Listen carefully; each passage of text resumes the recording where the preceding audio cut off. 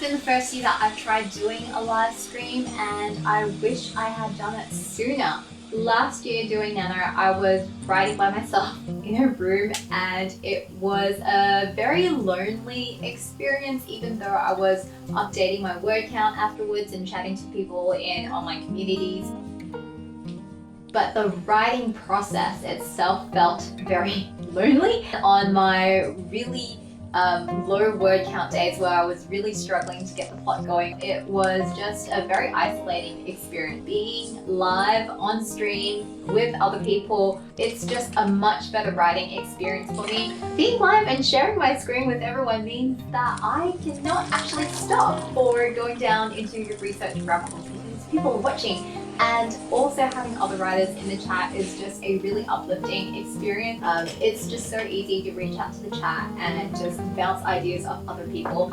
And if you haven't been able to give a live stream a try, if you've got one that is at a time slot that works for you, really, I do encourage you to join in and just try it out. It doesn't have to be one of mine. There are so many other live streams going on for Nano right now. So if you haven't had the chance to check one out yet, I really encourage you to just jump in and give it a shot. Good morning, guys, or good afternoon, good evening, wherever you are in the world. It is day 5 of Nano for me.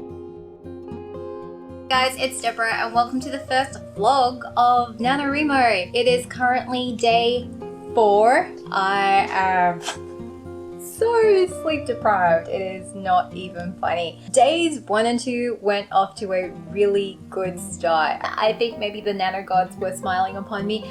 Unfortunately for me, Reaper came out on the 2nd day of November, which is actually the 3rd day for me because I'm in Australia, and so I'm actually a day ahead. And yeah, things kind of went off the rails. I'm not sure when exactly this lesson will sink in, but I really should know by now in my 30s that I cannot go with less than 8 hours of sleep. And so this morning I was actually 40 minutes late to my own stream. Sorry guys. And not only was I late, I also messed up my stream key, so I was live on the totally wrong stream. That was embarrassing. 3 things that I have discovered about myself this Nano is that as long as I use placeholders and give myself permission to just get all of my negative self-talk out into comments in the margins of my document, I can actually keep going even if I don't exactly have my plot figured out and outlined as much as I would like. I've actually had to use one of my sprints to just purely work on my outline because it got so bad that I was just like, right, I need to stop writing new words and sit down and figure out what exactly is going on here. I've always had a lot of trouble naming characters, and this time it is no exception.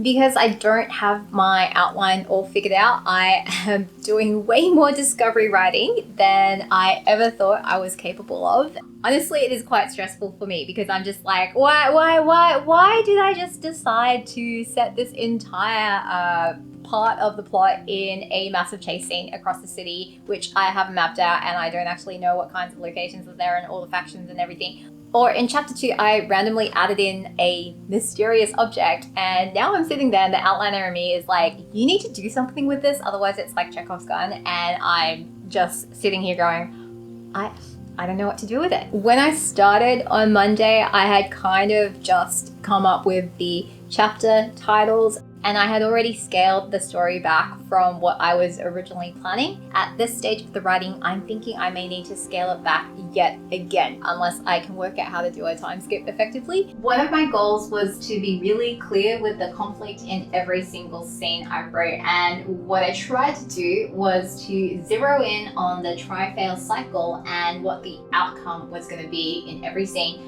before I even started. The try-fail cycle was just a much more intuitive writing tool for me compared to thinking about character arcs and plot archetypes and typical plot structures, because those things feel quite abstract when you're sitting there and deciding on what the scene should be and how it should go and how it should end.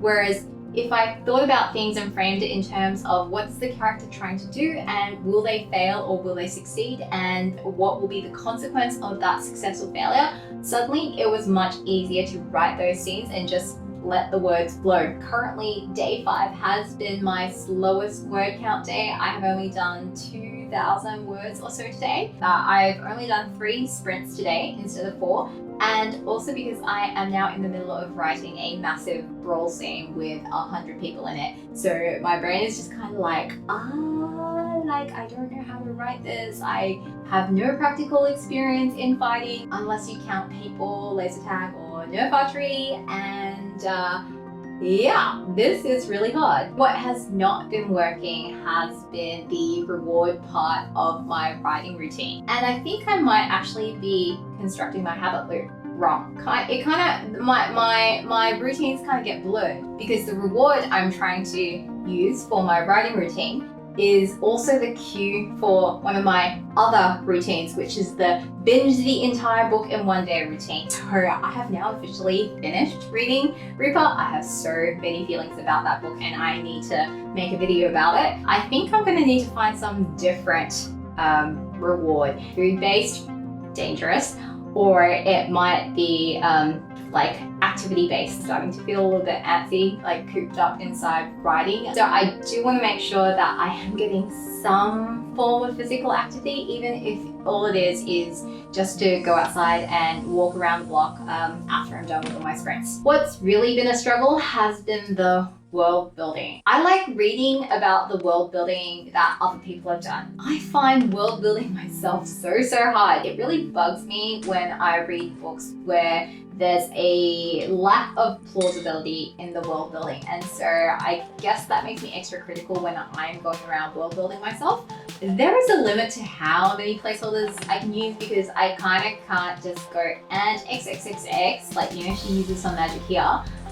Because what I would end up then is not actually with a completed scene or a chapter, but just like an outline. I know that, you know, all words written during the month of November, like in the spirit of NaNoWriMo, count towards that word count, but my personal goal is to have a 75,000 word novel completed, which minor placeholders notwithstanding, does mean I need an actual scene. I have a feeling writing is going to be slow through probably the next 3 chapters, just because I'm working through the process of what the rest of the world building that I haven't done is looking like, just as part of the writing of the story itself. Overall, I'm feeling pretty pleased about week 1 of Nano. I am sitting at just under 20k words.